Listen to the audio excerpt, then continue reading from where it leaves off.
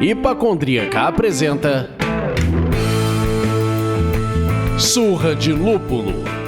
Oi, pessoal, bom dia, boa tarde, boa noite! Eu sou Ludmilla, mais conhecida no Instagram como Hipacondríaca. E no programa de hoje, meus amigos, nós vamos falar dos desafios, armadilhas e soluções para a criação de cardápios para bares cervejeiros com Igor Maurício Barreto, que é cozinheiro, consultor, podcaster no Foodtopia, no Manual do Cozinheiro Amador. Quem não conhece tem que conhecer. Sócio do Jimmy Ogro em diversos empreendimentos gastronômicos.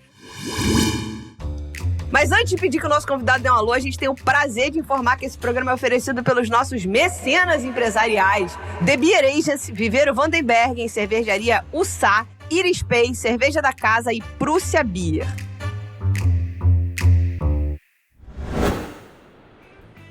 Agora sim, Igor, dá um alô pra galera conhecer sua voz. Alô, galera. Obrigado pelo convite, pessoal. E hoje a gente vai contar uma opção de mentira que o pessoal vai acreditar, vai ser bem legal.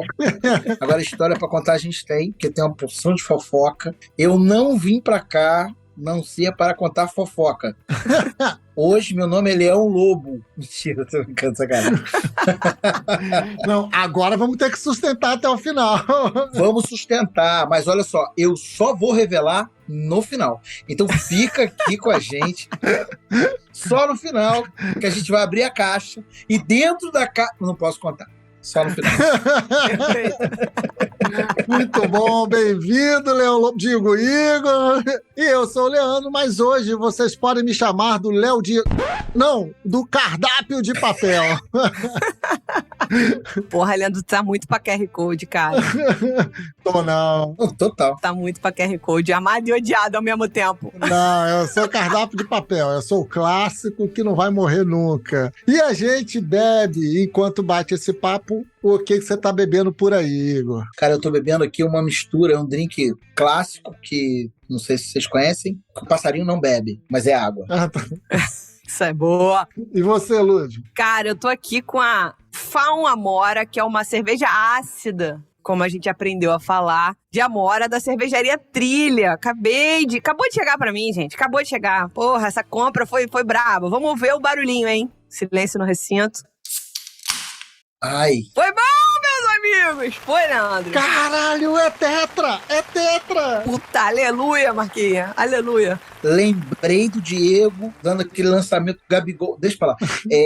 Chegou a dar uma emoção aqui no coração, coisa emocionante mesmo. É, a cervejinha com a corzinha linda, né, cara? Olha essa coisinha meio rosinha, bonita. Bonita mesmo. Porra. Coisa linda de mãe, pai. E você, cardápio de papel desatualizado ou aquele QR Code lambrecado, tá bebendo o que por aqui? Cara, eu tô bebendo aqui, eu tô junto do Igor, eu tô bebendo H2O. Boa. Tô bebendo água da casa. Água da casa, não é nem Minalba. Não, a água da casa leva cuspe. Essa aí não.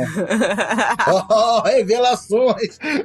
Revelações! Eu já trabalhei numa casa que eu não posso dizer qual que é. Porque quando pediam água da casa na época, que nem era ainda lei, o nego dava uma batizada em quem era mala. Que vacilo. Nossa senhora, agora ligou o ponto de alerta de todos os ouvintes. Que vacilo. Não peça água da casa, irmão. Peça água mineral. Cara, vou te falar bem a verdade, é mentira essa história, mas a gente precisa fomentar que as pessoas peçam água. Então a gente mente pra causar uma insegurança e as pessoas vão e pedem água. Entendi, eu já tô inseguro. Não, então funcionou. Então, realmente... Na verdade, se ainda não decidiu se é QR Code ou cardápio de papel, realmente é um problema de identidade muito sério. Eu sou papel, sou clássico. Total.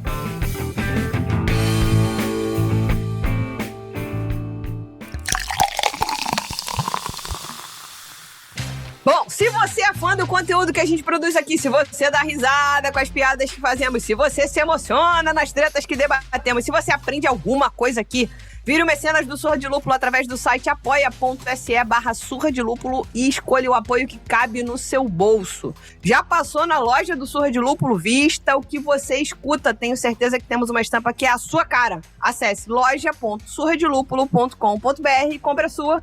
Enviamos para todo o Brasil.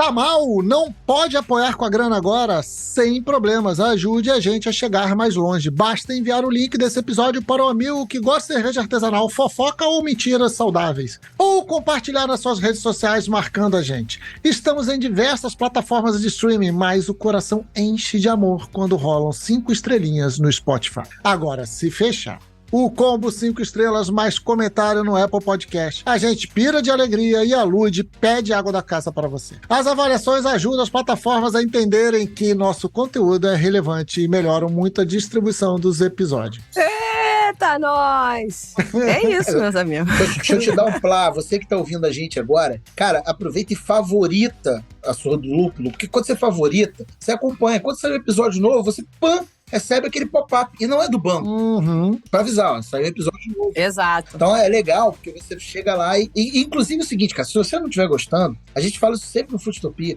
manda pra aquele cara que tá te devendo dinheiro, manda pra sua sogra, manda pra aquele cara que brigava com você quando era criança. O importante é você botar pra frente, irmão. Exato. Porra, você, pelo amor de Deus, não guarda dinheiro, vai guardar segredo? Bota pra frente esse negócio, mano. Perfeito, é isso aí.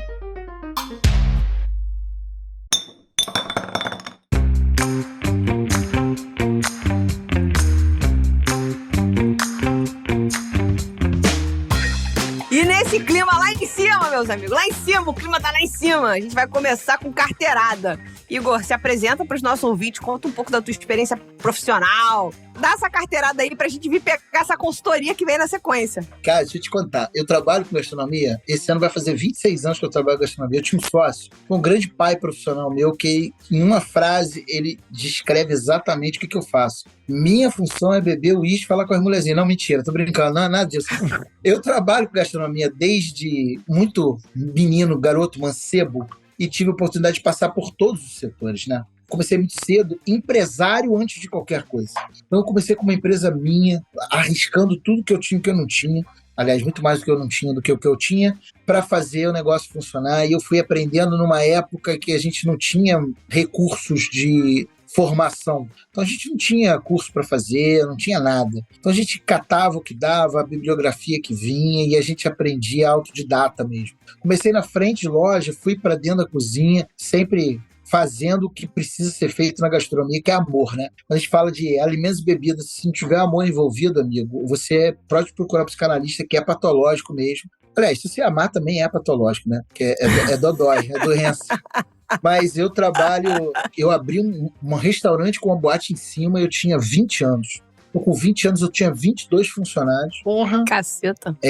Foi legal pra muita gente. E assim, foi muito bacana, foi minha faculdade.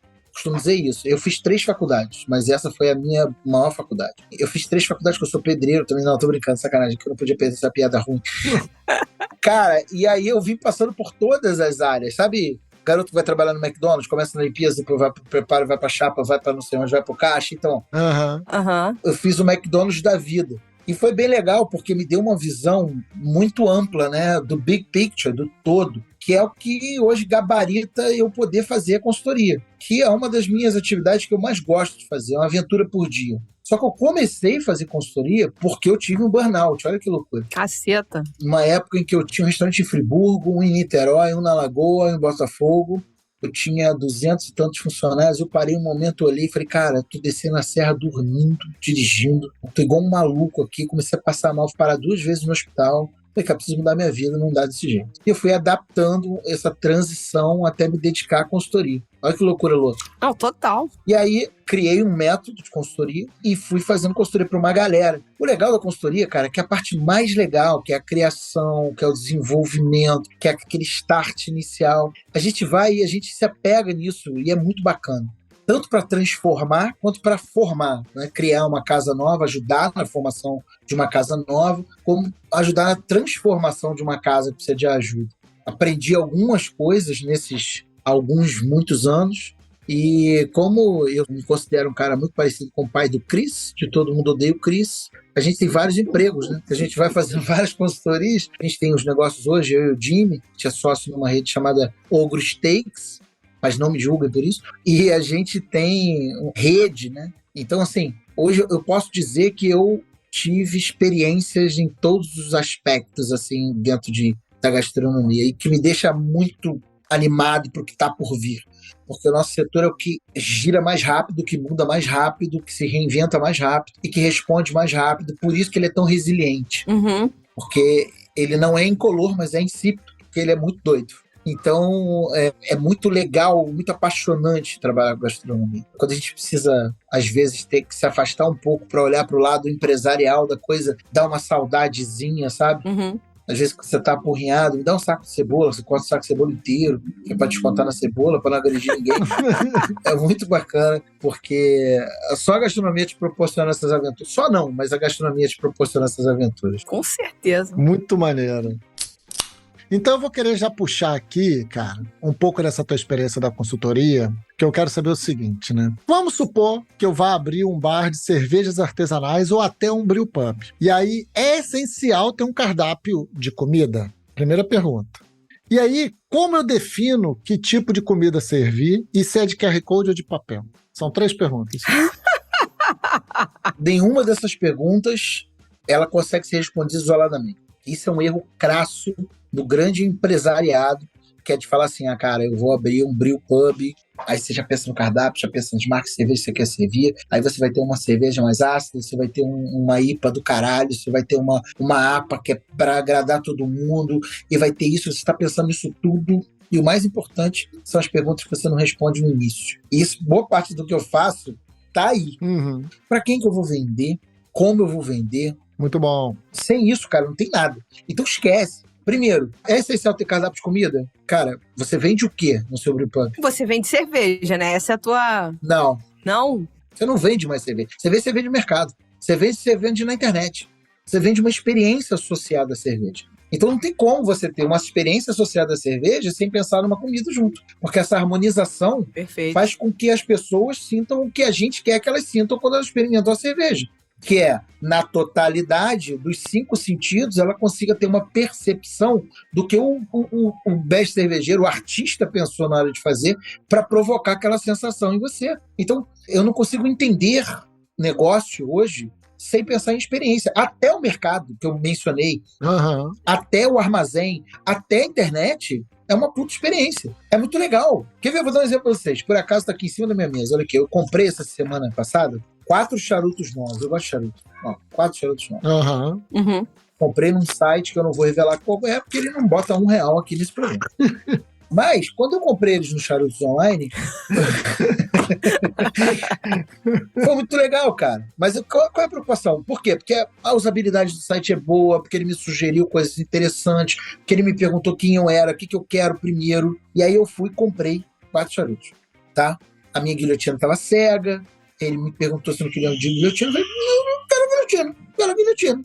Toda essa experiência foi muito positiva. Eu recebi um e-mail depois de pós-venda, perguntando como é que tinha sido o charuto. Cara, você não quer avaliar o charuto? Avalie o charuto aqui que eu te dou desconto na próxima compra. Básico, né? E é uma experiência. Sim. Uhum. Então esquece isso. Para pensar isoladamente nas coisas, é o mesmo que achar que qualquer coisa que a gente vive na vida da gente é isolado. Não existe isso. Nem o eremita na montanha é isolado. Então, assim, se é fundamental ter cardápio de comida, na minha percepção, claro que é. É isso, pensando no que você está trazendo da experiência e tal, isso poderia mudar de figura se, em vez de eu estar pensando num brewpub, eu pensar, cara, eu vou abrir um negócio aqui que é que é o cara compra, leva para beber no caminho, né?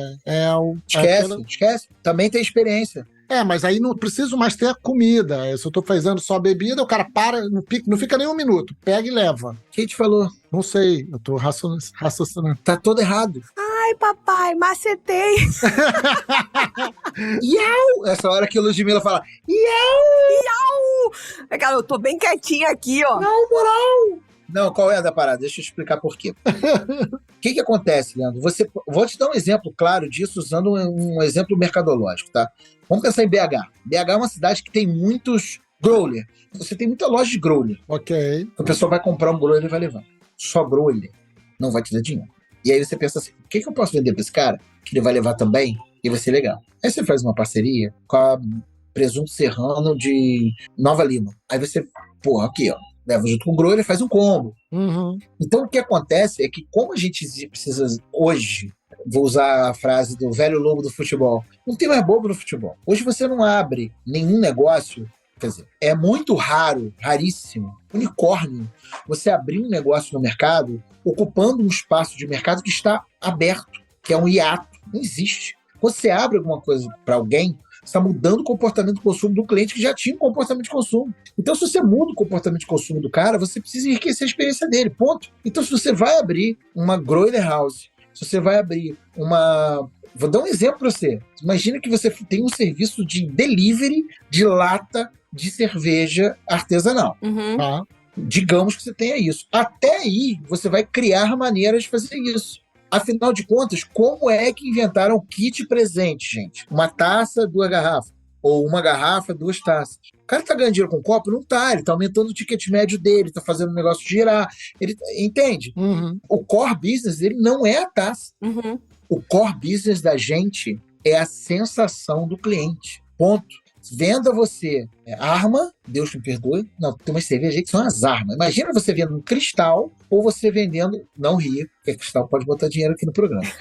Ou você vendendo uma cara preta alucinante, capa preta lá de Belo Horizonte, que é do caralho. Capa preta. O cardápio de lá era nosso. Lembro desse cardápio maravilhoso aqui do Leblon, lembro, pô? Você lembra que a gente lançou lá no Leblon, né? Eles foram embora do Rio, né? Infelizmente. Mas assim, não importa. Importa é o seguinte, você precisa pensar no todo. E mesmo você pensando no todo, se você não conseguir imprimir uma cultura na sua empresa, que a pessoa que está ali junto contigo consiga entender que aquilo é fundamental para o negócio prosperar, irmão, tchau, você não vai vender mais nada. Vai vender mais nada. Eu te desafio a você falar um negócio que seja contrário ou que seja diferente disso. Não existe. Mesmo um negócio que seja um armazém, porra. Quer ver? Uhum. Vamos voltar lá para o serviço de delivery de lata. Bicho, serviço de delivery de lata. Vamos lá. Eu botei as japas, botei capa preta, botei os nossos patrocinadores aqui, coloquei para vender. Beleza? Chutei uma porrada de cervejaria aqui. Tranquilo. Prússia, Pulsar. Qualquer um. Aliás, tem várias outras cervejarias que podiam estar botando dinheiro aqui, né? Opa, Cadê os Madanói? Cadê Bárbara Danói para botar um dinheiro aqui? né? Cadê? Cadê o pessoal? Cadê, meus amigos? Cadê, Bárbara? Cadê Lili do Capa Preta para botar dinheiro aqui? Cadê? Cadê, Lili? Pois é. Cadê, Lili? Cadê? Tudo bem, tudo bem, tudo bem. Mas calma, eles virão. É assim. Objeto de desejo. Não é qualquer um que entra aqui, não, entendeu? Ele tá rindo que é. Mas assim, não importa muito se você vai vender, contanto que o produto seja bom, é como você vende, como funciona o todo. Então você perguntou assim pra mim, cardápio de papel ou QR Code? Cara, isso é uma das maiores cortinas de fumaça atualmente da gastronomia. Não faz diferença nenhuma no geral. Vai fazer diferença no seu negócio. Porque tem negócio que funciona o QR Code, que faz sentido o QR Code. Tem negócio que funciona o cardápio de papel. Tem negócio, e a grande maioria deles, precisa dos dois. Precisa dos dois. Quer ver? Vou te dar um exemplo. No Ogro Steaks, a gente tem um serviço de autosserviço que o cara, ele pede no autosserviço, ou o cara da mesa, ele lê o QR Code, ele pede da mesa, paga da mesa. Sacou? Uhum. O cara não tem que levantar de novo para pedir um milkshake. Olha, tem um milkshake de banoffee lá maravilhoso. Mas isso é um outro assunto. Cara, faz sentido ali. E tem cardápio de papel. Aí eu te devolvo. Uhum. Você lê livro do Kindle? Leio. Eu leio. Pelo contrário, cada vez eu leio menos papel, eu tô lendo mais o Kindle. Mas e um livro de arquitetura bonito? Um livro de cerveja com as imagens da cerveja? Você precisa preferir no Kindle ou no papel? Sim, aí você vai comprar um livro de físico. Acho que é ocasião de consumo. Entendeu? É isso. É ocasião de consumo. É isso. Então, assim, não tem resposta certa, cara. A tua realidade vai ser de acordo com a filosofia e o conceito que você vai criar para o seu negócio. Dizer que o cara que chega com solução mágica, desconfia, brother. Desconfia. Porque às vezes nem ele sabe. Não existe mágica. Agora, eu acho que era importante para dar uma situada na galera, porque a gente tem muito dono de negócio cervejeiro, aspirante a negócio cervejeiro, e eu acho que tem muita gente que incorre nesse problema, no erro que eu tive quando você perguntou assim, o que o Brewpub vende? Eu falei, cerveja. Aí você falou, não, né? Então a pessoa, de repente, ela acha que ela tá indo ali abrir um bar para vender bebida, quando ela tá indo ali vender a experiência, que a experiência tem a ver com a televisão, com barulho alto, com o cara falando, com a comida boa, com a comida ruim, sei lá, blá. Enfim, whatever. Mas assim, eu noto que é mais recente que é complementando a pergunta que o Leandro fez, é mais recente as pessoas pensarem em bares de cerveja artesanal com comida, porque antes era isso. Vou abrir uma growler station, eu vendo chopp pro cara levar embora, e se ele quiser, ele toma umzinho aqui no balcão. Eu tenho no máximo amendoim. Aí você não tem cozinha. Enfim. Então, assim, qual seria... Se você fosse falar assim, cara, um cardápio pra servir num bar de cervejas, seria, idealmente falando, assim, mesmo que fosse... Óbvio, tudo é mutável, cada negócio quer imprimir uma coisa de um jeito e tal, não sei o quê, mas, tipo, o básico, sabe? Tipo, tem um brewpub, tem um bar de cerveja artesanal. O que eu sirvo? Básico 1, o cardápio tem que impulsionar e tem que ser um trampolim pro core business da casa, que é a cerveja artesanal. Esse é o básico 1. Perfeito. Então, quando você... Vou dar um exemplo pra você factível. Se vocês disserem que foi eu que disse, eu vou dizer que é mentira de vocês, hein? Só temos nós aqui, eu vou contar. Tá bom. Nem tá gravado. Tá pra abrir o mercado municipal de Niterói novo, que vai ter um mezanino inteiro só de cerveja. Beleza? Legal. Então, tem várias cervejarias ali, em vários lugares. Eu tô fazendo um cardápio pra uma delas. Ok. O cardápio, ele tem uma conceituação que tem a ver com a marca, que tem a ver com o negócio, que tem a ver com isso, com aquilo, não sei o quê. Tudo que foi pensado ali foi para impulsionar os sabores, os tipos e os jeitos de cerveja que ele tem lá. Não adianta nada eu fazer, que puta, caralho, ficou um negócio muito maneiro aqui. Minha cerveja mais vendida, mais famosa é uma IPA. Aí eu falo, beleza, vamos meter uma pizza. O cara vai sair de lá, primeiro ele vai parar, depois que ele começar a comer a pizza junto com a IPA, ele não bebe mais a IPA. Acabou. Virou o balão do padre. Ele vai inflar e vai voar. Acabou. Eu não posso fazer isso com o cara, eu preciso dar gordura a ele. E aí? Eu vou dar pizza? Não vou dar pizza. Mas eu vou dar uma pipoca de queijo coalho. Eu vou dar uma chicken wings pra ele. Alguma coisa que complemente aquilo que vai impulsionar o negócio. Não adianta. E não é só... Eu não tô falando de harmonização. Nem tô chegando aí. Nem chegou aí. Nem cheguei, nem vou chegar. Sim. Por quê? Porque aí que vem o grande lance do negócio. Não existe harmonização sem experimentação. O cara tem que experimentar, o cara tem que ir lá ver, de preferência as comidinhas pequenas, pro cara ir comendo e bebendo junto. Não adianta você meter um balde de camarão empanado daquele restaurante lá americano lá do Forrest Gump, do Bubba Gump, pra você comer, que não vai rolar. Não é isso. O cara não tá ali pra se empanturrar de comida. De repente, uma pipoca com sabor diferente faz mais sentido. Mas isso tem a ver com a história da marca, tem que ter a ver com isso, tem que ter a ver com aquilo, senão não vai rolar. Perfeito. Não, sensacional. A estrela, qual é o core business? Quer ver? Dá um exemplo. Na Europa existe um restaurante que o core business dele é vender águas premium, algumas com sabor, outras sem sabor. Sem sabor não existe, né? Mas não saborizadas. A água tem sabor. A água da casa, então, depende de quem estiver entregando no balcão o que ele comeu no almoço. Brincadeira, mentira. Eu tô assustando um pouco o Leandro. Cara, o foco dele é esse. É um pequeno restaurantezinho. Na verdade, ele vende massa pra caralho. E ele descobriu que a água saborizada ajuda ele a vender massa. Não adianta ele chegar e falar assim, eu vou meter uma puta cerveja aqui, carregadaça, pra vender massa, que o cara vai virar balão. Não adianta. Então tem que pensar nisso, porque qual é o core business? O que eu quero vender? E pra quem eu tô vendendo? Porque você tem que fazer sentido pra quem eu tô vendendo. Não adianta nada eu chegar e falar assim, férias escolares, vou fazer uma promoção.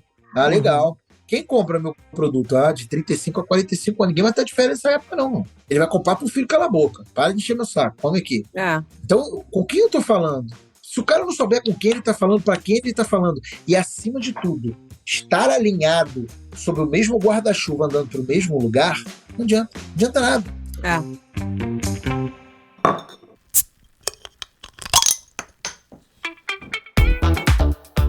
Aí eu acho que a gente pega aí um gancho bom pra gente dar esse caminho, que você falou da cozinha, tem tudo a ver com conhecer pra quem você tá vendendo, para quem qual é o seu core business, pra quem você tá vendendo. Perfeito. Mas quem é dono de um negócio, ele tem alguns clientes, eu acho. Ele tem um cliente que compra da casa, tem o stakeholder, né? Você tem outros stakeholders. Então, eu acho que a gente tinha que falar do stakeholder tão importante, que é esse cara que tá no salão, que é esse cara de linha de frente, essa mulher de linha de frente que tá ali fazendo a conexão com a cozinha, fazendo a conexão com o bar e com o cara que compra no final, né? Como é que é feito esse treinamento conjunto entre cozinha e quem serve? E a importância de quem tá no salão conhecer bem as comidas que estão sendo servidas, sabe? Tipo, às vezes eu vou pra um lugar e eu tenho a sensação de que a galera, de fato, eu espero que sim, tenha provado todos os pratos e saiba do que tá falando ali, com conhecimento de causa. Ele já deu um sorrisinho do tipo assim, senta lá, Cláudia.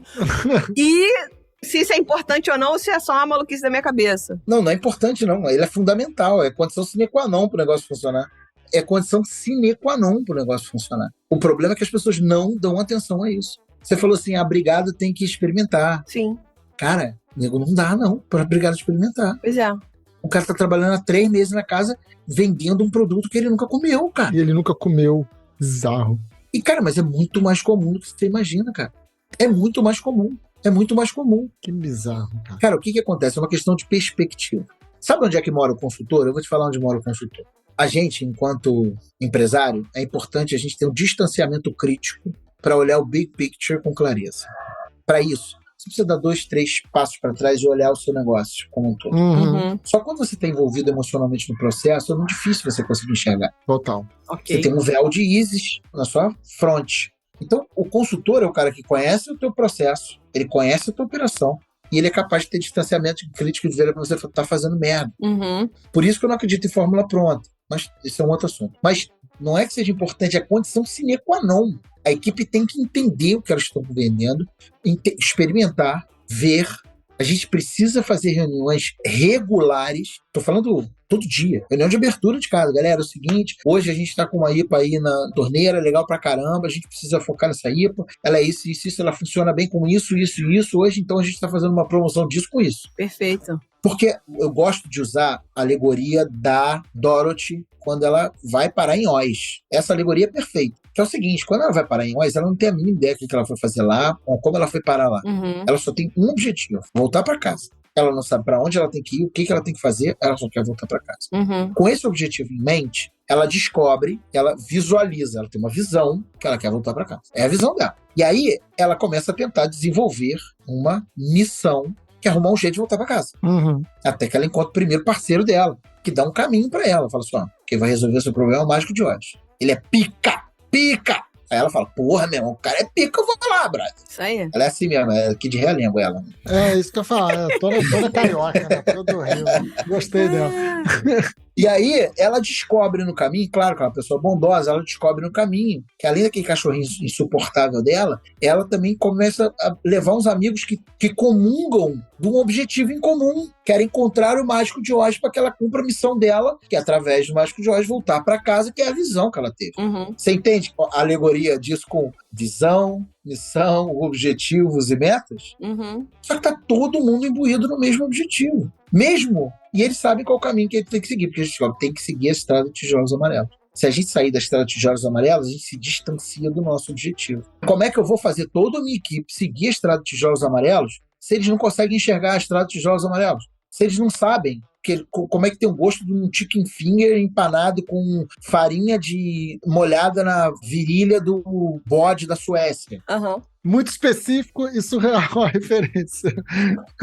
Ou então, porra, esse creme de espinafre feito pelo espinafre colhido nos Alpes pelas freiras virgens da Nova Zelândia. Não tem como. O cara precisa experimentar aquilo. O cara não consegue nem, se ele não experimentar, se ele não viver, ele não consegue nem trocar com o cliente com a impressão que o cliente vai ter, né? Ou se o cliente, por exemplo, gostar, ele não sabe nem emendar o que ele vende a mais daquilo. Então, sei lá, qual sobremesa fecharia essa experiência desse cliente? O que fecharia essa experiência do cliente? O cara nem sabe isso, né? Eu brinco falando que eu confio muito nos garçons e nos bares quando o garçom me recomenda o que não comer. Do tipo, hoje não vai nesse pernil, não. Não vai lá, não. Aí eu falo, cara, quer dizer, no mínimo que esse garçom deu uma mordida nesse pernil hoje. Tem uns macetinhos que eu não posso contar aqui que a gente fala em treinamento. Eu ia falar agora, não. Às vezes é tipo assim, cara, não vai nesse pernil não, que hoje não tá legal não, mas vai na tainha. Ele não foi em porra nenhuma, mas ele te vendeu a tainha porque ele disse que aquele ali tá ruim, ele ganhou sua confiança. É isso. Mas ganhou, e é isso que importa. Não, tudo bem, mas porra, tu tá muito garoto, filho. Tu tá muito inocente. Sabe de nada, inocente. Você tá parecendo criança no Natal, meus amigos. O bar é pra ser criança no Natal, rapaz. Não, o bar é cheio de maldade. Nesse momento, Ele não é nem QR Code, nem cardápio de papel. No máximo, uma plaquinha na parede mal escrita de giz. Tô decepcionado contigo, né? Decepcionado. Eu tô brincando, sacanagem. Mas é pra ir mesmo, na do garçom, que ele sabe o que ele tá falando. Só que o lance não é esse, cara. O lance é que as coisas... É ilusório achar que existe a equipe da frente de loja, a equipe da cozinha. Não existe, é tudo uma coisa só. Essa eterna briga do salão com a cozinha, eu fico brincando que é a eterna briga do rochedo com o mar, não adianta nada, porque o rochedo não se desfaz, o mar não acaba, e eles estão sempre juntos, um agarrado com o outro. Então não adianta nada, é melhor viver em harmonia. Então, assim... Porra, o cara é um poeta, não, meus amigos? Puta que pariu. Muitos anos usando frases de efeito para tentar convencer as pessoas. E aí, cara, completando a tua pergunta, Lud, é o seguinte, eu acho, esse olhar, às vezes, ele fica deturpado. Então, não é que as pessoas não façam porque elas não consideram que seja importante. Às vezes elas não fazem porque simplesmente elas não percebem o quão importante é. Por isso que é tão importante o papel de gente que faz consultoria, como Dani Camilo, que é a maior restaurantrice do Brasil, como o Max Mourão, como o Max Pires, como uma galera que faz treinamento focado em salão, que não é só o caso da Dani, né? Ela tem um olhar bem mais amplo, mas que a gente consegue trazer isso dentro de um contexto para mostrar para as pessoas o seguinte, irmão, é o seguinte, serviço, ele é tudo. O serviço é só o atendimento? Não, cara, o serviço é tudo. Tudo. É a maneira com a qual o prato sai da cozinha, é a maneira com a qual o prato é servido, é a maneira com a qual a pessoa come. Porque, e aí, você gosta de ostra, Lud? Adoro. Fala pra mim, como é que você come ostra? E eu gosto de ostra crua, com limãozinho. Clássico. E pá, e vou comer. Clássico. E vou comer na praia e vou comer no restaurante. Então, eu não sou referência. Eu, por exemplo, emagreci 8 quilos com a ostra. Não, tô brincando, não fiz isso não. Eu nunca passei mal com ostra. Não, mas eu também, eu tive umas experiências confusas com ostra, em lugar que era pra ser mega fresco. Eu acho que era fresco, acho que eu que tava fresco esse dia. E eu não parei de comer, foda-se. É isso, Eu e o Jimmy tivemos uma experiência muito positiva em São Paulo nesse aspecto, mas deixa isso pra lá. O que eu acho que a gente precisa ter em mente é que é uma engrenagem, cara, só, brother. Uma engrenagem só. Esse negócio de, porque a cozinha foi treinada, o salão não foi, não existe. Ou treina todo mundo, ou não treina ninguém. Porque se o salão não tiver treinado e a cozinha não tiver, acaba, tchau, para. Não faz isso. Vamos devagar, vamos. Sem isso não funciona, entendeu? Então acho que isso responde a tua pergunta, a tua colocação sobre essa importância dessas coisas. E sobre os stakeholders, cara, é muito bonita essa palavra, né? Que isso, Eu vou tatuar stakeholders. Eu gosto de tatuar umas coisas assim. Eu vou te contar uma que meus amigos sacaneiam muito. Eu falo tanto para os meus clientes que, cara, é impressionante como a gente é tudólogo, né? Todo mundo é tudólogo. Todo mundo sabe tudo de tudo. Tá. Todo mundo é especialista na porra toda. Todo mundo acha pra caralho. Aí eu sempre falo, cara, achismo não é ciência. Cadê o número? Vamos ver o número. Ele vai indicar pra gente o caminho. Sim. Eu tatuei, achismo não é ciência. Cara. Achismo não é ciência. Aí eu mostro pros meus amigos, eles ficam assim, achismo não é ciência. Lá vem o achismo que não é ciência. Cambada de da puta. Mas até para isso, achismo não é ciência. Quando a gente tem alguns stakeholders importantes que podem dar para a gente uma visão interessante, um feedback legal, uma coisa legal, show de bola. Mas nem tudo que ele está falando tem a ver com o conceito que a gente quer para casa. E mesmo que o cliente tenha a palavra final, ele que vai dizer o que sua casa é, o sucesso que ela vai ter, é ele que vai contar isso para a gente, ainda assim, muitas vezes a gente mostra para o cliente uma coisa que ele queria e não sabia que queria. Então a gente precisa ter esse jogo de cintura para poder entender esse feedback do cliente aí, como é, como é que não é, porque nem sempre o cara tá certo. Mas se eu fosse você que na quarta-feira rasgava preço, promoção, a casa tá sempre vazia. Não, meu irmão, eu digo que eu dou foco pra todo mundo. Se eu fizer isso, eu tô fodido. O cara precisa entender. Eu tô usando um exemplo rasteiro, Tá. Claro. pra ilustrar que nem tanto mar, nem tanta terra. Vamos devagar com a dor que sou de bar. Cara, vou emendar uma frase na outra, hein? Ó. Eu tô percebendo. Você tá costurando. O cara nem respira. Leandro, pula, Leandro. Leandro, deixa eu te falar uma coisa. Joel Santana, você conhece Joel Santana? Sim. I know Jones. Ele me ensinou uma frase que é: glue in mine que I levante you. Cola em mim que eu te levanto. Fica tranquilo. Caralho, muito bom. Caralho, pai.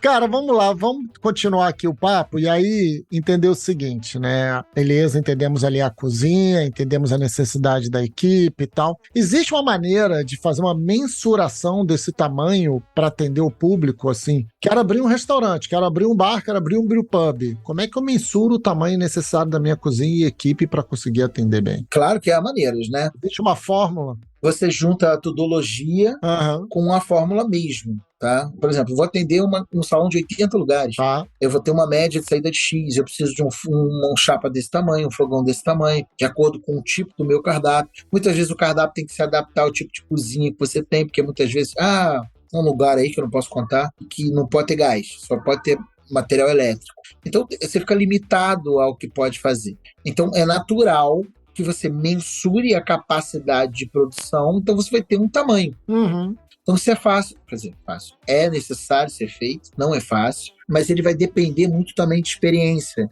Às vezes o cara não tem experiência nenhuma, e eu gosto muito de quem faz consultoria, nunca teve uma casa, eu acho muito sensacional isso. O cara quer ser pago para dizer para os outros que eles têm que fazer, nunca fez. É muito bom. É o hater da internet, né? É. Aliás, se tiver haters, são bem-vindos aqui, hein, galera? Dá um engajamento danado. Pode xingar a gente aí. Tem que odiar, né?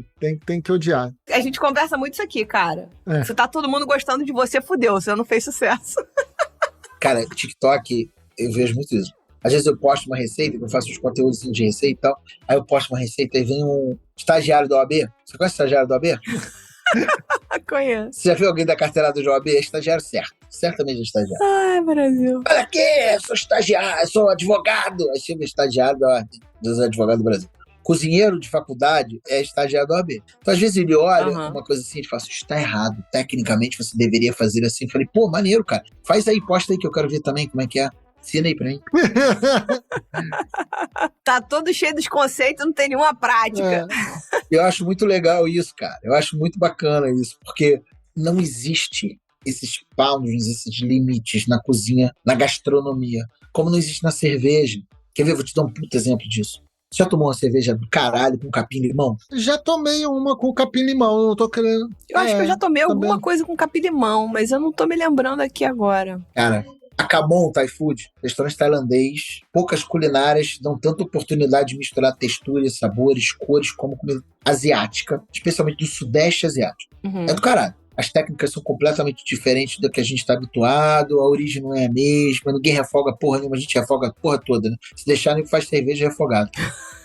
Já refogou o moço?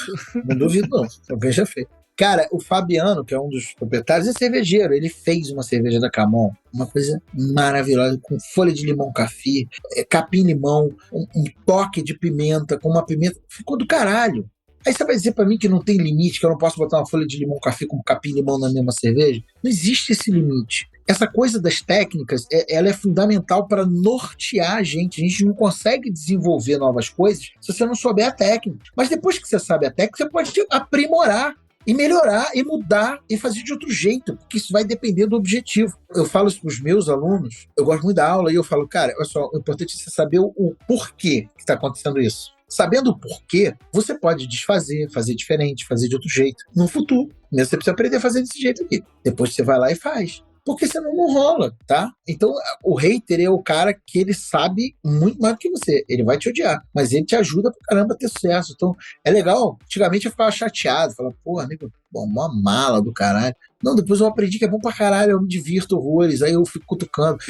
Outro dia uma menina me deu uma patada, não sei se foi no Instagram, eu só respondi ela com educação, rindo, brincando com ela, ela só respondia assim, obrigado por me responder com educação. Acabou com a menina, hater de primeira viagem.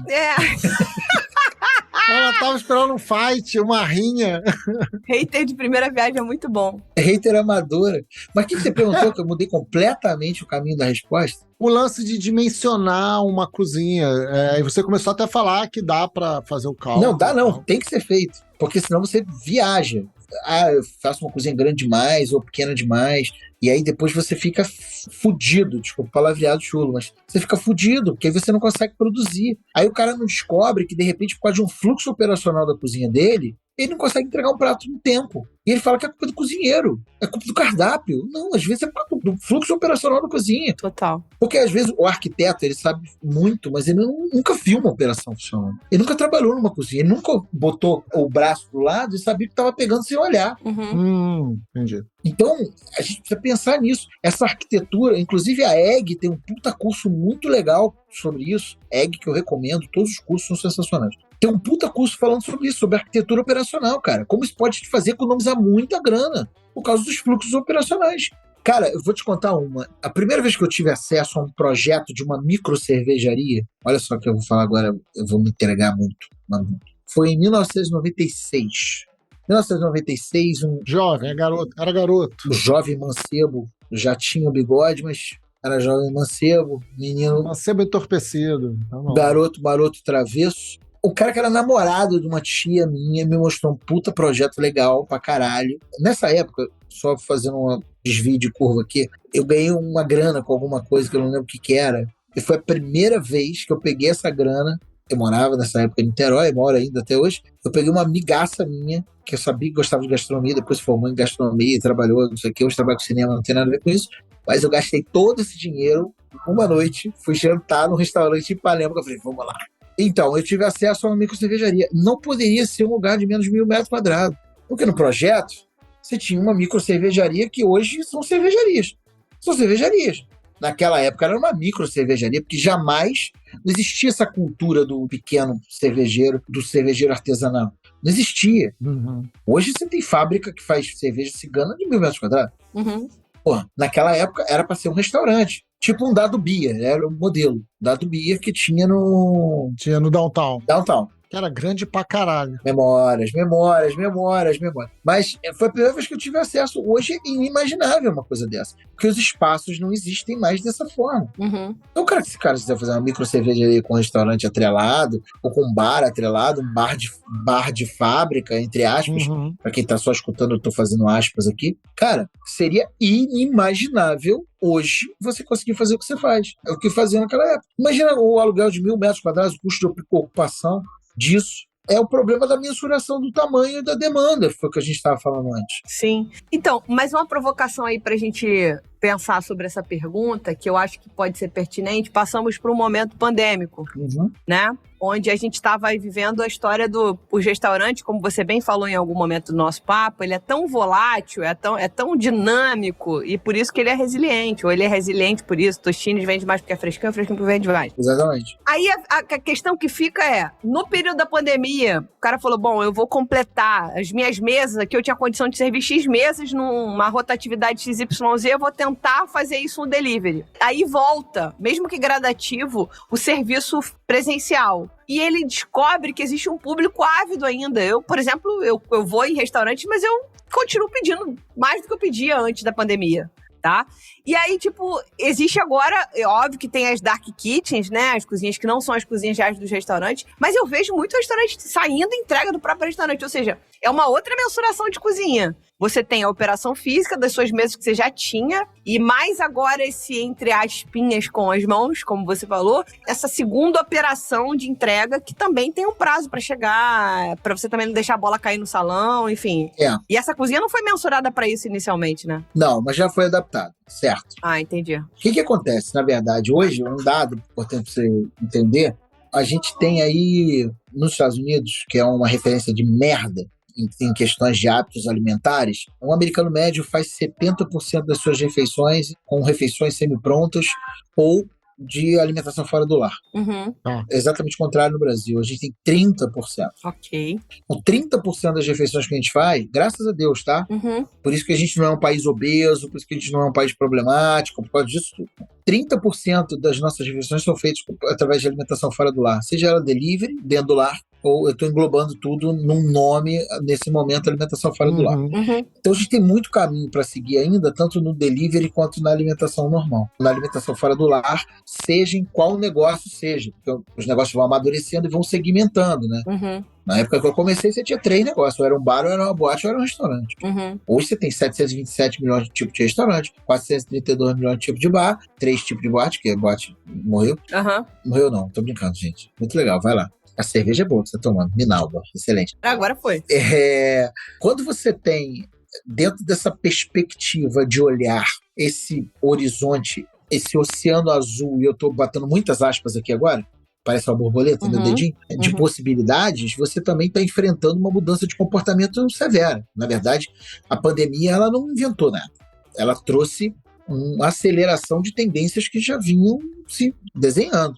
Então, a quantidade de gente que começou a cozinhar mais em casa começou a aumentar. É claro, era uma tendência, era um trabalho que estava sendo feito por diversos cozinheiros e chefes pelo Brasil. Rita Lobo, até o próprio Alex Atala. Porque é diferente você cozinhar na sua casa e você cozinhar profissionalmente, num restaurante. Você vai gastar uma grana num restaurante hoje, ainda mais com os preços que estão hoje, que são muito complicados hoje, você vai pensar 2 vezes, né? Você vai em ocasiões especiais. Os restaurantes diminuíram de tamanho em determinado momento, hoje já voltaram aos seus tamanhos normais, mas eles se acostumaram e se adaptaram a fazer esse tipo de coisa. Como a gente descobriu que tem certos culinários e certos restaurantes que não entregam bem, que não conseguem entregar.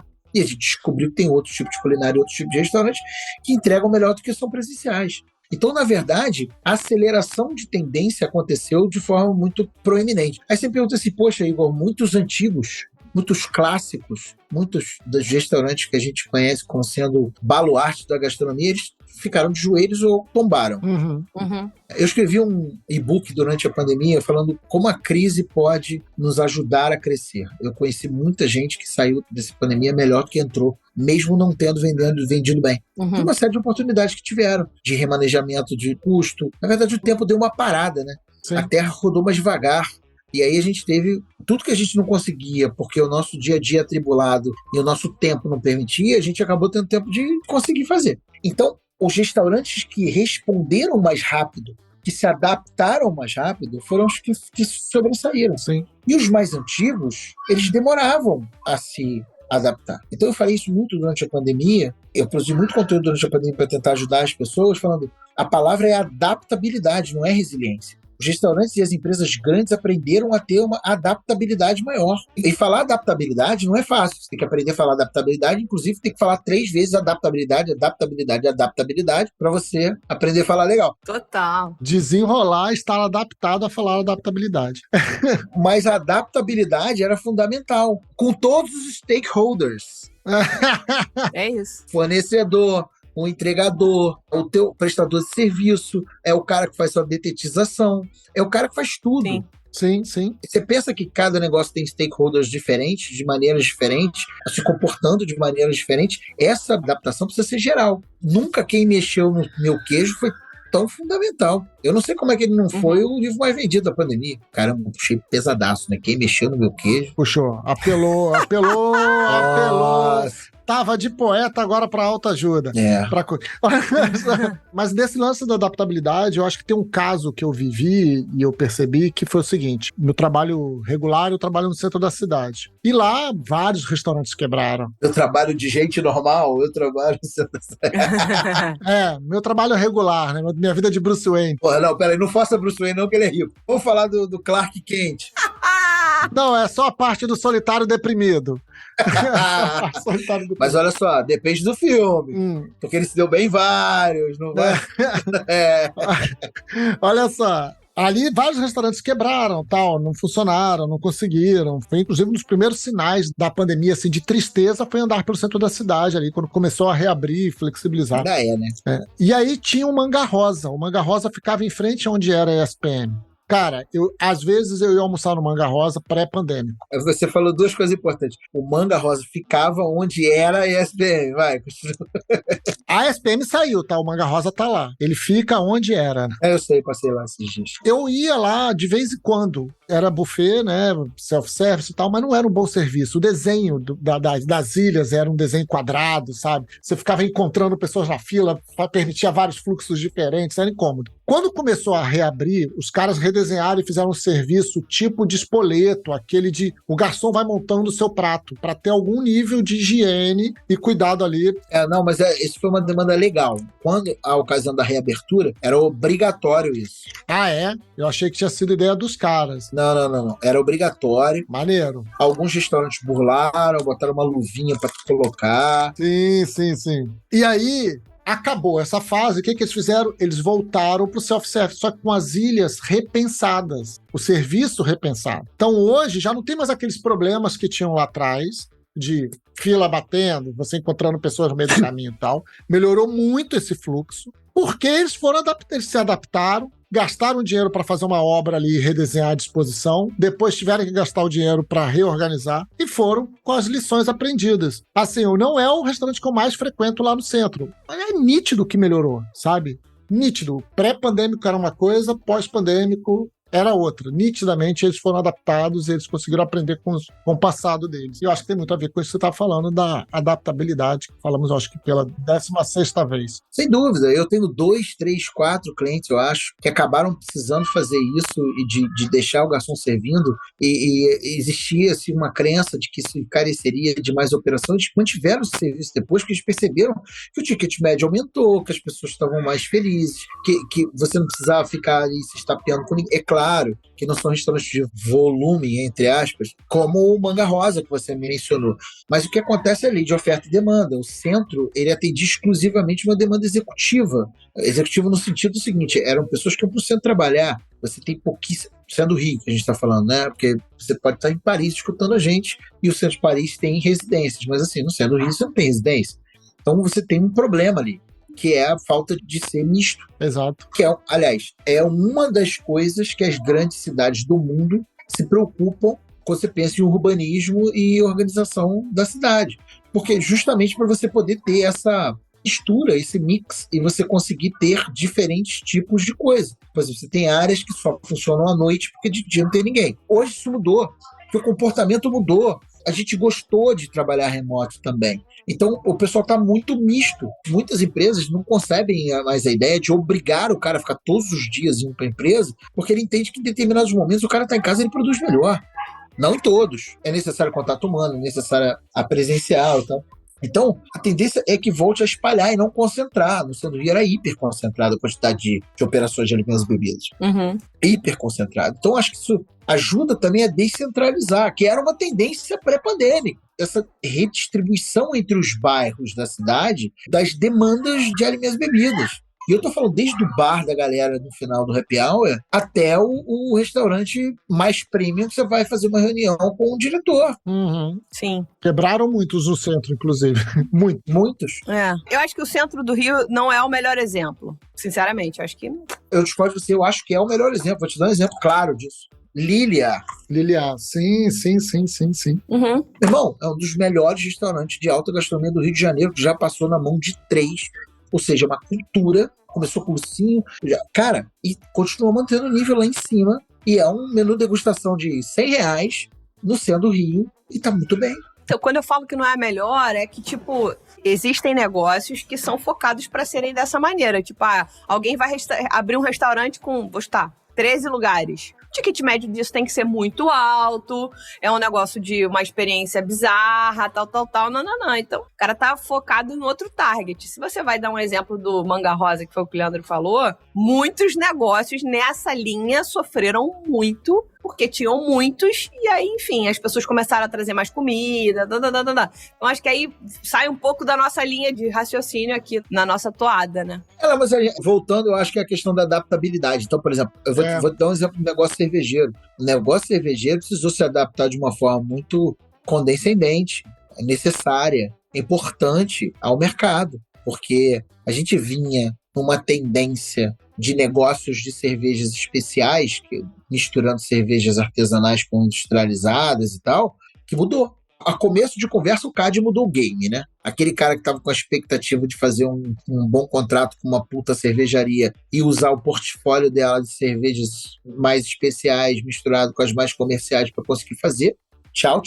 Não tem mais isso. Foi-se o tempo que você montava uma casa com o dia de cervejaria. Não monta mais. Isso já foi uma mudança tão significativa no game que hoje você vê tranquilamente vários lugares que se dispunham a ser brewpubs ou locais que se prestavam a vender cervejas especiais focados em outras coisas. A gente tem alguns exemplos, por exemplo, na própria Lapa, em alguns outros lugares que são reinvenções, adaptações. Então, a grande questão é a adaptabilidade. Quer ver um case foda? O pessoal do Buzi, na Lapa. O Buzi, que sempre se prestou a ser uma casa que vendia cerveja especial, caralho, isso aqui.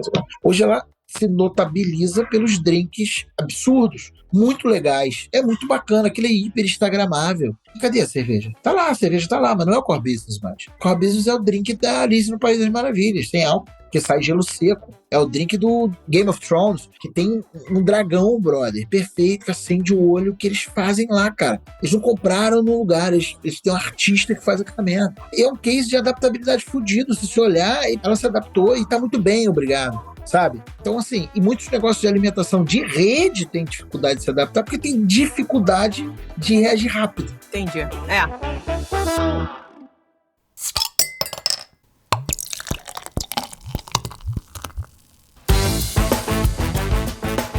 Vamos para a última pergunta aqui, senão a gente vai perder uma pergunta muito boa e ninguém fica aqui mais de uma hora, gente. Vamos lá, vamos respirar fundo. É muito importante a gente focar nesse assunto aqui, porque eu acho que a gente está falando aqui, e já deve ter tocado nesse assunto, quando é que uma cozinha pode ajudar ou afundar um bar? Né? Ajudar a afundar. É ajudar ele a viver ou afundar um bar, né? Qual a métrica para entender se um cardápio está funcionando como deveria, assim? Se fosse alguém para fazer um diagnóstico, entre aspas, novamente, usando as mãozinhas, rapidamente, qual seria do tipo, a cozinha aqui vai me ferrar ou vai me ressuscitar? O que acontece? Você, na verdade, precisa fazer uma análise individualizada. Mas, assim, na cara, precificação. Muita gente precifica errado. Na cara, na palhaça. Ok. Na cara, controle de desperdício. Porra, perfeito. O Close gosta de falar, né? O teu lucro tá na lixeira. Tem total sentido. E, assim, eu não tô falando de controle de estoque, não, tá? Porque não é qualquer um que consegue fazer, não. Eu tô falando de controle de desperdício, que é diferente. Quer ver? Chopp. Muita gente precifica errado o chopp. Sabe por quê? Mas aí, porra, não sei o que, deixa comigo, eu sou expert. Aí vai lá, aí tem que sangrar o barril, aí o cara tem que tirar o que tá na serpentina pra não misturar com o chopp antigo, pra não oxidar, pra não dar problema. Aí eu também não posso deixar o ar entrar. Aí o cara vai, bota aquela bombinha dele, de repente ele tira 2 baldes lá, tirou 3 litros de chopp. Cadê a conta que eu tenho que fazer pra isso? Então, assim, como é que você sabe que a cozinha está afundando ou levantando seu bar? Primeiro, no seu DRE, você precisa ter um DRE ou um fluxo de caixa que seja, você precisa calcular o CMV separado da comida e da bebida. Legal. É importante demais, galera. Mas eu comprei no fornecedor tal e ele me entregou 2 caixas de vodka e um óleo da fritadeira e 2 caixas de batata frita congelada. Irmão, separa. Pro seu DRE você vai ter que separar. Ninguém te falou que esse negócio era fácil, que não te dava trabalho. As pessoas têm que ter consciência de que as margens de alimentos e bebidas são muito baixas hoje. Foi-se o tempo que a gente saía com a garrafa de uísque cheia de dinheiro dentro. 3 cheques e tudo em dinheiro. Acabou, não existe mais isso. Não existe. É tudo eletrônico e cada eletrônicozinho te dá uma facadinha e vai tirando um dinheirinho seu. Total. Então, o controle do desperdício, quanto é que eu estou gastando com iFood, quanto é que eu estou gastando com cartão, quanto é que as pessoas não fazem. E para fazer um DRE, a pessoa não sabe a diferença de um DRE de competência, de regime de competência para um regime de caixa. Aí é comum ele botar assim, eu faturei 100 mil, mas eu gastei aqui 89 e não sobrou nada. Tem alguma coisa errada. Claro que tem. Você não faturou 100 mil, irmão. Você faturou o que entrou na sua conta. Aí você precisa saber, você faturou 100 mil? Então tá, então quanto foi que você gastou com cartão? Taxa. Coloca no seu DRE. Você vai se assustar. Que vai ser o terceiro centro de custo maior do seu DRE. Caralho. Hoje, o empreendedor de alimentos e bebidas, ele tem recursos que a gente não tinha 15 anos, 20 anos atrás, nem fudendo. Hoje o cara consegue no Cid Rio fazer um puta curso de financeiro. O cara consegue ir na EG e fazer um puta curso de restaurante, de gerente de restaurante. O cara consegue ir na BCS e fazer um puta curso de carne de porco, para ele poder entender o rendimento da carne de porco. O cara entender a diferença de um índice de cocção para um fator de correção, que a maioria não sabe o que é. Se você não sabe o que é, dá o Google aí, mas bota assim, Igor Lindo do lado. Não, mentira, não vai passar nada. Mas assim, além da precificação, além disso tudo, hoje a gente tem CMO mais caro do que o custo do produto. Se seu produto você calculou, meu omelete custou R$3,50. Quanto é seu CMO? O que é CMO, amiguinho? É o custo médio operacional. Isso é. Ele é maior. O prato para chegar na mesa do cliente, ele custa mais do que o valor do alimento, cara. É mais caro hoje você entregar o prato na mesa do que o ingrediente. Puta merda. E aí? Não é só o ingrediente que compõe o preço do produto. O ingrediente é um dos componentes do preço do produto. Taxa de cartão, quanto você paga de funcionário. Exato. Existem diversos métodos de precificação. Diversos. Tem muita gente legal aí falando sobre método de precificação. Tem muito nego que também não sabe o que está falando. Mas eu também não vou te falar qual é a diferença, não, porque eu não sou caverna do dragão. Mas lembra que no final dessa conversa eu vou abrir a caixa, eu vou abrir o baú e vou revelar. Mas só se você ficar até o final, que aí você vai saber. É isso. Muito bom. Mas esse controle, cara, ele vai te dizer, porque às vezes você vende cerveja artesanal e você descobre que o que tá te fudendo é cerveja artesanal. É comum, tá? Você descobre que o seu veneno é a tua vitamina. Porra. O que te faz faturar é o que te fode. E aí? Faz o quê? Você tem duas opções. Senta, pensa, ou então enfia o dedo no cu e rasga. Ih, falei isso, barbaridade. Nossa senhora, quanta grosseria. Meus amigos. Só que cada caso é um caso. It case, como diria Joel Santana. Não adianta, se você precisar de ajuda, você tem uma porrada de gente bacana para te ajudar. O próprio Sebrae pode te ajudar. Tem uma porção de gente aí bacana que pode te ajudar de verdade. Agora, não fica com medo de pedir ajuda, cara. É isso. Perfeito. Eu acho que a mensagem que fica nesse programa, meus amigos, pra gente ir encerrando por aqui, pra quem não é mecenas, porque quem é mecenas ainda tem pergunta extra com o Igor. Agora, a resposta que fica desse programa aqui, depois de toda essa consultoria que o Igor deu de grátis, é procure ajuda. Procure ajuda antes até, né? As pessoas às vezes entram naquela de vou abrir meu sonho. Fudeu. Não dorme, não acorda não. Não vai abrir teu sonho não. Né? Abre o teu negócio, mas abre o teu negócio com estrutura, com suporte, com consultoria, com contador. Esse ano eu já mandei 4 pessoas desistirem. Eu tô me sentindo muito mal, muito cruel. Meu Deus do céu. É isso, mas enfim, queria agradecer demais a presença do Igor por aqui. Ouçam ele no Foodtopia, comam a comida que ele e Jimmy Ogro botam na mesa aí no como é que é? O Ogro Steaks. Qual é o outro restaurante? É o Bistrogo também tá contigo? Você? Bistrogo, não é meu, mas é do Jimmy, eu tô sempre lá ajudando.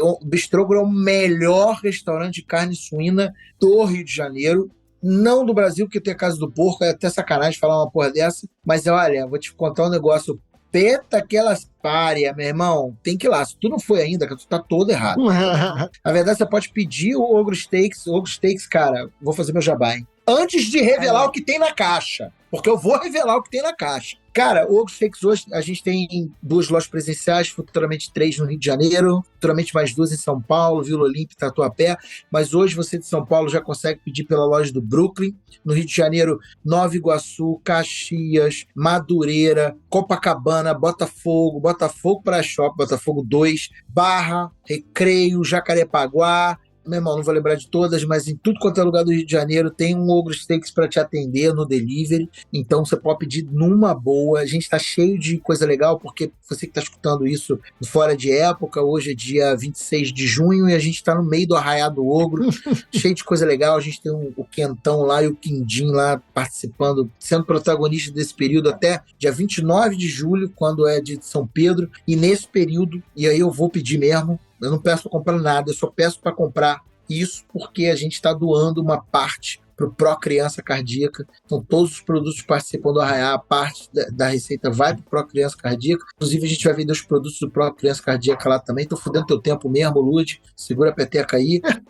E queria agradecer todo mundo aí, obrigado vocês pela participação. Quem é mecenas vai ficar com a gente aqui depois. Vou falar para vocês, vai lá no Foodtopia ou no YouTube ou nos agregadores de áudio, todos os agregadores de áudio, Spotify, Apple Podcast, Google Podcast, Deezer, Podbox, Pod tudo, Pod os caralho. Tamo lá. E o Manual do Cozinheiro Amador continua vivo. Para quem não conhece, é um pequeno podcast de até 12 minutos, 15 minutos, que eu faço uma receita muito básica, que você não tem vergonha de perguntar. E agora eu vou revelar pra galera o que tem na caixa. Tem na caixa. Mas só será desbloqueado se você for aí agora e meter os 5 estrelas no Spotify, meter um comentário e compartilhar com um amigo. Depois que você fizer isso, E for mecenas. aí depois que você fizer isso, você vai receber uma mensagem psicografada com o que tem na caixa. Isso aí. Muito bom, obrigado, Igor. E encerrando o programa do jeito que a gente gosta, agradecendo aos mecenas que nos ajudam a manter a independência criativa do Surra de Lúpulo. Hoje é dia de agradecer ao Cláudio Bolzani, ao Leandro Almeida, ao Ciro Neto, Olha, você é lindo, cara. Ciro, você é maravilhoso. Bia Amorim e a Evelyn Paula. E é sensacional. A Evelyn também maravilhosa. Isso aí. Obrigado, gente. É isso aí, pessoal. E até semana que vem. Até.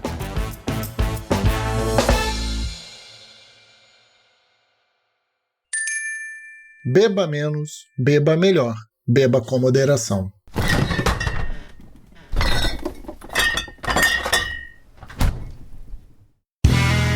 Este podcast foi editado por Play Áudios.